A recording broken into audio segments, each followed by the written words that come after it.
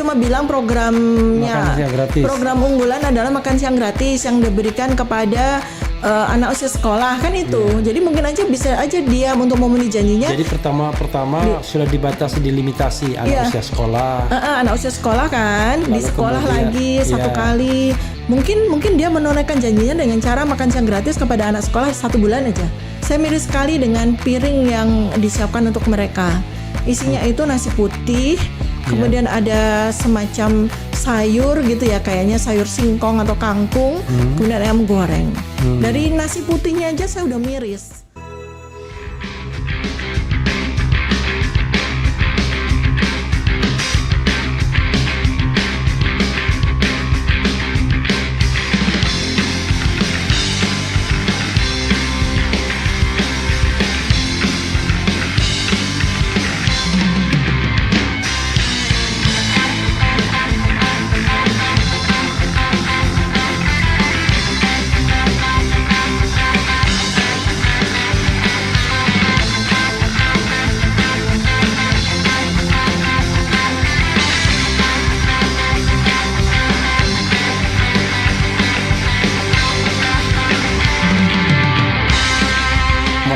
Karena memang ada orang yang berpengaruh di kabinet Prabowo yang namanya Sudrajat Djiwandono, itu mantan gubernur BI yang mengatakan bahwa program makan siang lebih penting daripada IKN karena dia merasa makan siang janji Prabowo, IKN janjinya Jokowi. Itu kalau dua mau diterapkan maka dua-duanya akan memakan uang sampai lebih dari 1.000 triliun. Iya kan 400 triliun untuk makan siang gratis per tahun loh, per tahun loh itu. Iya. Per tahun. Bayangkan. Dan itu dan Edi Suwandi Hamid tadi rektor Universitas Widya Mataram di Jogja mengatakan itu nggak mungkin lah pokoknya katanya mau program makan siang itu. Jadi gimana kalau kita kaitkan IKN dan makan siang nih gimana dok? Ya kayaknya dua-duanya juga bakalan terancam gagal ya. Tapi program makan siang gratis kayak rada berhasil deh. Karena kan sebenarnya Presiden terpilih Pak Prabowo ini kan nggak bilang makan siang gratis akan saya laksanakan selama 5 tahun selama saya menjabat, kan enggak. Dia cuma bilang program unggulan adalah makan siang gratis yang diberikan kepada anak usia sekolah kan itu. Jadi mungkin aja bisa aja dia untuk memenuhi janjinya. Jadi pertama sudah dibatasi, dilimitasi anak usia sekolah. Anak usia sekolah kan. Lalu di sekolah lagi 1 kali. Mungkin dia menunaikan janjinya dengan cara makan siang gratis kepada anak sekolah 1 bulan aja. Jadi kayak bulan November 2024 kan janji saya udah tertunaikan.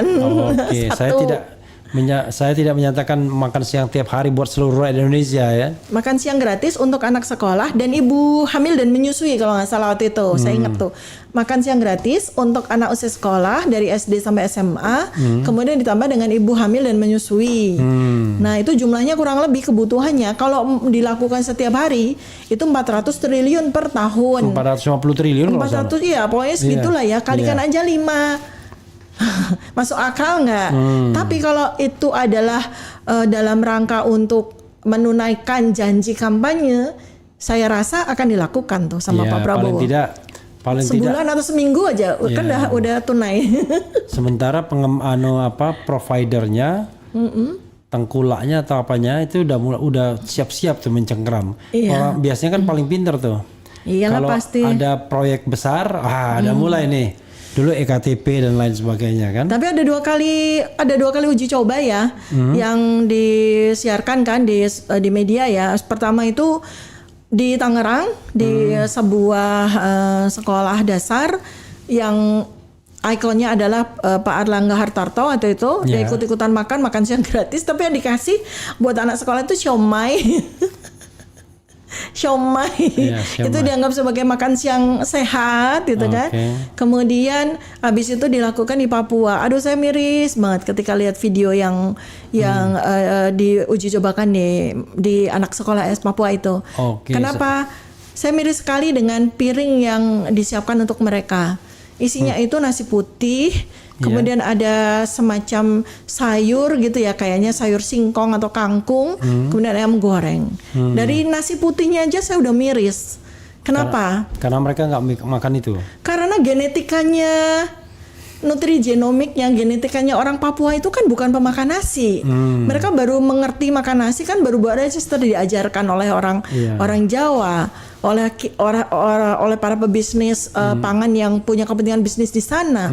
Bayangin aja ya, satu karung beras di Papua itu harganya 1 juta. Satu karung tuh berarti 1 kintal ya, 1 juta, dan mereka dipaksa untuk mengubah budaya makan mereka.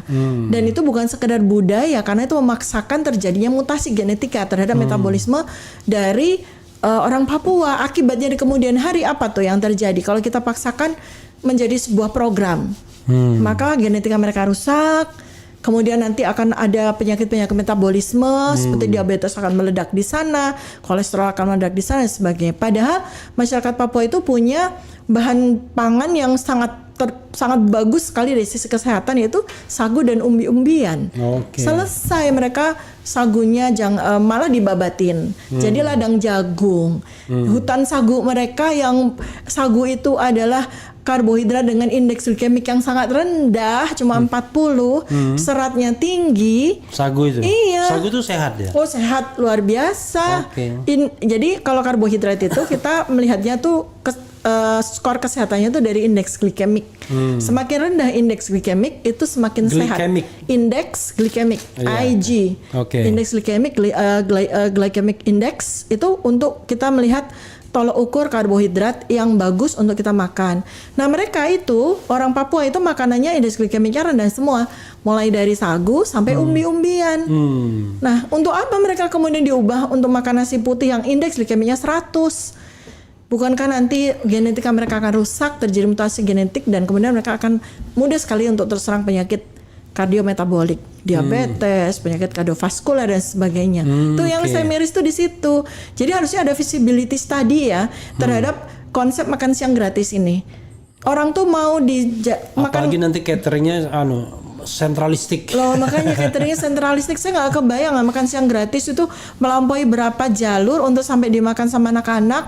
Itu bakterinya berapa banyak gitu loh. Itu saya ngeri. Iya. Karena membuat sistem pemberian makan yang matang itu, waduh, rigid sekali. Saya kan punya bisnis catering ya, jadi ngerti sekali jalur bagaimana kita bisa membuat supaya bakteri tidak ada kontaminasi bakteri, kan tuh sangat sulit. Bayangin aja seluruh sekolah dari Sabang sampai Merauke, SD-nya berapa, SMP-nya berapa, SMA-nya berapa, gimana dengan yang terpencil? Jadi saya kira ya ini program tidak masuk akal yang terpaksa dilaksanakan karena sudah terucapkan ya. Iya, nggak usah jauh-jauh lah. Kalau kita bayangkan gimana itu si nasi dan teman-temannya itu bisa didistribusikan di anak-anak sekolah di Kepulauan Seribu aja. Nggak usah kita jauh-jauh sampai ke Kalimantan pelosok, sampai ke Sulawesi, Papua pelosok.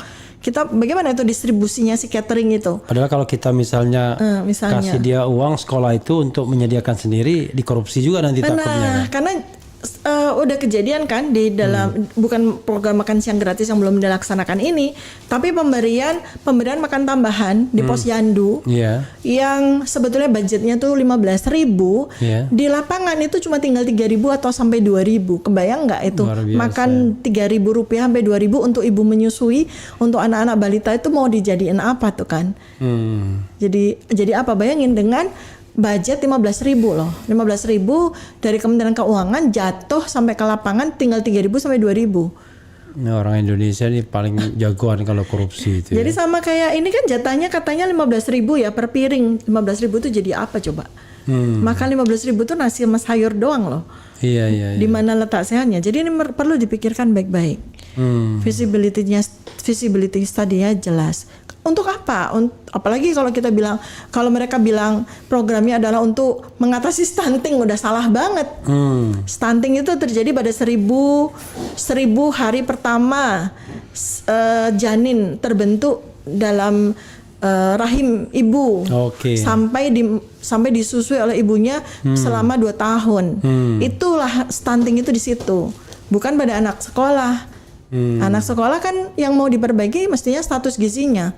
Tapi kan nggak semua anak sekolah itu status gizinya buruk. Jadi harus dilakukan pemilihan seleksi Saya khawatir dulu. nanti ada orang-orang yang, waduh ngapain saya gua makan, gua udah lebih sehat dari makanan yang disediakan. Iya, kan akhirnya mubazir kan. Iya. Apalagi kalau di kota-kota besar, di mana Tidak mubazir, tiba-tiba jatahnya dikurangin dik. Uangnya dikorupsi. Ya, Ya, sudahlah. Kita doakan aja ya Prabowo memang mampu mensejahterakan Indonesia, katanya dalam 4 tahun rakyat Indonesia sejahtera ya. Kalau ini kita bicara soal bagaimana mensejahterakan orang, mensejahterakan itu linier ya dengan memberdayakan. Mensejahterakan itu linier dengan memberdayakan dan membangun, bukan memberi apa-apa gratis. Iya. Sebab kalau orang terbiasa diberikan gratis, orang terbiasa untuk tangannya itu menengadah, Iya. maka orang itu tidak akan berdaya, akan semakin mengalami bahasa kedokterannya itu rudimentasi, pengecilan dari organ-organ dan terutama cara berpikirnya, Oke. otaknya. Orang tidak Tapi distimulasi. begitu yang diharapkan kan, Makanya. nanti dikapitalisasi waktu pemilu kan. Jadi kayak makan siang gratis malah mempertinggi potensi untuk kerusakan metabolik dan akhirnya otaknya menjadi mengecil karena terus-menerus disuplai dengan segala yang gratis. Akhirnya bukan berdaya, malah jauh dari berdaya dan akhirnya jauh sekali dari konsep untuk menuju kepada kesejahteraan rakyat. Itu ya out of the box-nya tuh itu. Jadi sebenarnya mau kemana sih makan siang gratis itu? Saya kayaknya akan senang sekali kalau ditanya bagaimana konsep makan siang gratis yang terbaik bagi anak sekolah, saya gitu ya. Yang pertama adalah harus diseleksi dulu. Anak mana yang perlu diberikan suplai makan siang gratis? Iya. Tentu saja anak-anak yang berasal dari keluarga yang status sosial ekonominya rendah, miskin, yang memang mereka itu berkategori tidak mampu untuk memprovide makanan. Ngapain kita kasih makan siang gratis kepada anak-anak sekolah yang berasal dari keluarga menengah ke atas, mampu? Alih-alih mereka makan, bekal mereka yang dari orang tua mereka, dari mamanya mereka dari rumah aja jauh lebih enak daripada dari makan siang gratis yang di serve di sekolah kan gitu.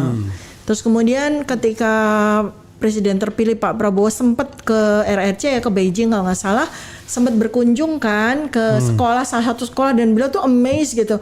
Wah, kayak gini yang saya mau gitu. Iya. Karena nggak sesederhana seperti itu. Mereka program satu komandonya jalan baik. Banget, dan kesejahteraan di sana jauh lebih tinggi daripada di sini. Kan komandonya satu, kita nggak bisa begitu kan. Jadi itu harus benar-benar dievaluasi mengenai pertama adalah tujuannya itu seperti apa. Tujuannya sebenarnya apa sih? Kasih makan yang gratis itu tujuannya apa? Iya. Nggak jelas kan tujuannya? Kalau tujuannya meningkatkan gizi anak Indonesia? Nggak kayak gitu, nggak dengan cara seperti itu kan? Oke. Makan siang gratis itu hanya memberikan satu kali makan dan belum tentu sehat juga, ya kan? Seperti yang tadi saya berikan. Iya. Saya berikan contoh itu, masa dikasih siomay? Barangkali dia hanya sekedar ingin membuktikan bahwa nggak benar peribahasa dalam bidang politik no freelance itu, ada makan siang gratis. Kalau Out of the box itu ya. Iya, kalau kita kan selalu bilang no freelance. No freelance, Nah, benar, nggak ini ada. ada makan siang gratis. Mungkin Ternyata- itu ya mau dia buktikan bahwa nggak benar itu kata-kata Refli Harun sebentar-bentar bilang no freelance dalam politik. Ini bisa ini. Kalau misalnya ini memang tujuannya untuk 2030 Indonesia hancur, tuh pas banget tuh sebenarnya. Kasih aja masyarakat luas gratis segala macam yang gratis. Lama-lama Oke, Dok. boncos. Jadi makan siang gratis yang saya sih mengkhawatirkan program apapun yang uangnya banyak sampai triliunan. Ya. EKTP biasanya sudah mulai ada tangan-tangan yang mulai ngincar-ngincar proyeknya ya, Nah, dan itu. celakanya itu biasanya di lingkar kekuasaan sendiri itu. Itu dia. Proyek yang beginian biasanya akan mereka kuasai itu. Pasti, dan akan sangat-sangat mereka setujui. Pokoknya ketok Iya. palu setuju. Setuju.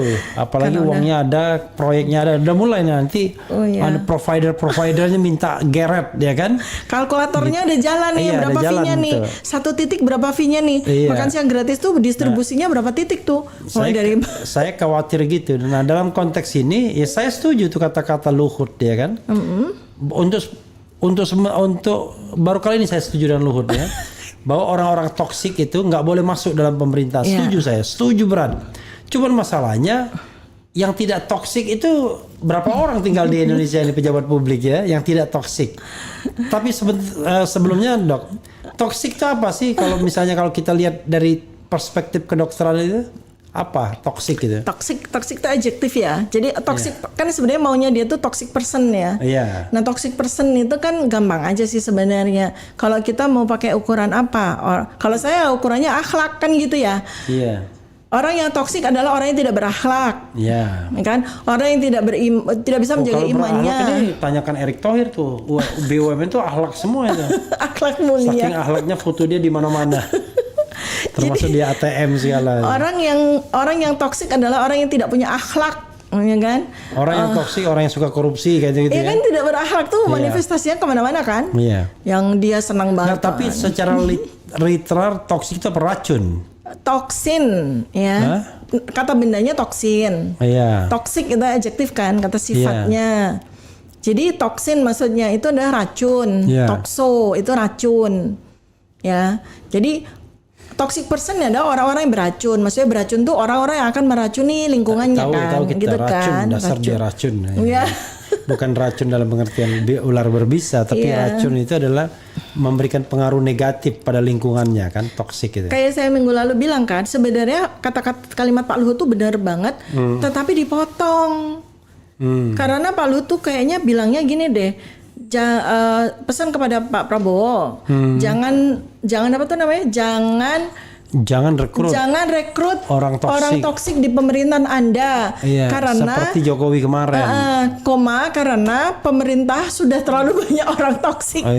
Jadi jangan nambah lagi toksik, nanti hipertoksisitas. Hipertoksisitas nanti beracun semua nih seluruh negara. Jadi saya baru kali ini ya kita setuju ya. Setuju. Sama kata-kata beliau. Cuma saya khawatir kalau misalnya kriteria jangan orang toksik itu dia nggak bisa lagi cari pejabat publik yang berasal dari partai politik jangan-jangan ya. Karena semua udah keracunan ya. Semua udah keracunan ya kan. Kita pembuktian terbalik ya kan. Bukan keracunan, terkontaminasi ya. Gitu karena racunnya cuma satu, yang lainnya terkontaminated. Jadi kalau misalnya ada yang marah, kita tinggal bilang, coba tunjuk tangan di antara kalian orang-orang partai politik mana yang kalian tidak toksik, yang tidak terkontaminasi oleh racun. Apa racun korupsi ya kan? Racun vested konflik of interest ya kan, racun menyalahgunakan jabatan ya kan, kira-kira mana coba? Nah kalau kalian mengatakan bahwa kalian tidak terkontaminasi, bahwa nggak benar kata Luhut itu, tapi bisa-bisa semua pejabat publik itu toksik semua itu. Kalau ini saya nggak seksis ya. Satu tuh tadi orang yang toksik adalah orang yang tidak punya akhlak, kalau tidak mampu menjaga akhlaknya. Kedua adalah yang terkontaminasi dengan 3T. Masalahnya 3T itu seksis ya, harta, tahta, wanita. Nah kalau pejabatnya perempuan jadi gimana? Harta, tahta, dan tuyul. Harta, tahta, tuyul. Jadi 3T itu adalah manifestasi dari terkontaminasinya orang menjadi toxic person kan gitu. Nanti ada lagi kan perilaku seperti apa? Harta, tahta, hewan melata ya kan. Kita kan hewan melata kan, vertebrata kan, bertulang belakang gitu kan. Karena tuyul itu masuk harta ya, jadi harta tahta, gitulah gitu. Itu sebenarnya indikatornya. Jadi ya silakan para pejabat publik itu melakukan survei. Apakah Anda harta itu artinya means korupsi, ya kan? Tahta itu Anda mengambil jabatan itu dengan cara-cara yang tidak berakhlak, misalnya. Ya gitu-gitulah ya. Kemudian Anda gitu kan, hewan melatanya bagaimana nih gitu kan, seperti itu. Jadi lihat deh manifestasi dari itu. Nggak akan ada yang lulus dari survei tersebut. Oke, Dok. Tadi kalau IKN dokter kan udah bilang itu nggak akan lanjut nih barangnya kan. Kayak Forest City. Kayak Forest City, gampang aja, yang paling deket lah. Kalau makan, ya terrealisasi tapi pasti tidak full ya kan? Mungkin sebulan, 2 bulan kali sampai orang lupa. Janganlah pokoknya. Pokoknya sampai orang bisa dilupakan. Iya, sampai orang lupa. Iya kan, bisa program bisa dilupakan.